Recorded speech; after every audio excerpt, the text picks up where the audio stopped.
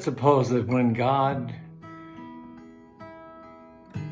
was thinking up a creation, and he wanted to create a masterpiece, so he created a man in his image. And let's suppose that that man, later that woman, were given a beautiful life in the Garden of Eden. They lived forever.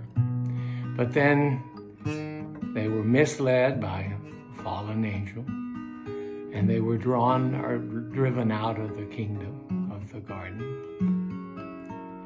And then they went on out, and there was a lot of generations of man, but still man continued to sin.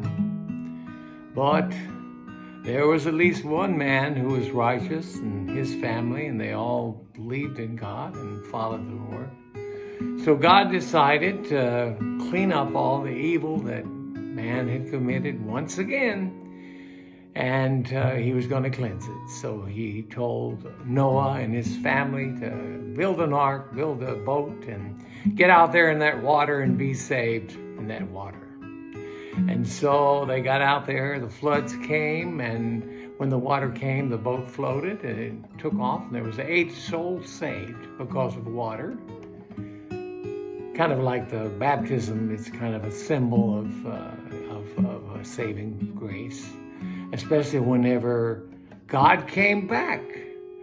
Yes, he did. He came back to earth later on because, well, there had been some fallen angels that had committed sin with some of the men and women. And so next thing you know, sin was sprouting up all around, and like the weeds growing in the wheat, it was really bad. And so God decides to come back home and cleanse. But this time, instead of throwing some water, a flood, or a terrible thing like that, he decides to come down himself. So he comes down and he lives among us and gets to know all of our temptations and our weaknesses and our problems and our worries. And next thing you know, we're so loved by God because there he is walking among us, teaching us all the good things about things that we need to know.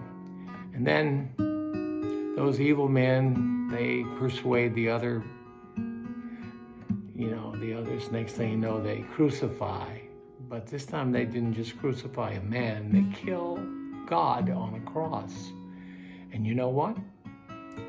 The blessing of that whole situation was that God took away death. He took away, because when it was nailed on the cross, you and I had the chance to live forever.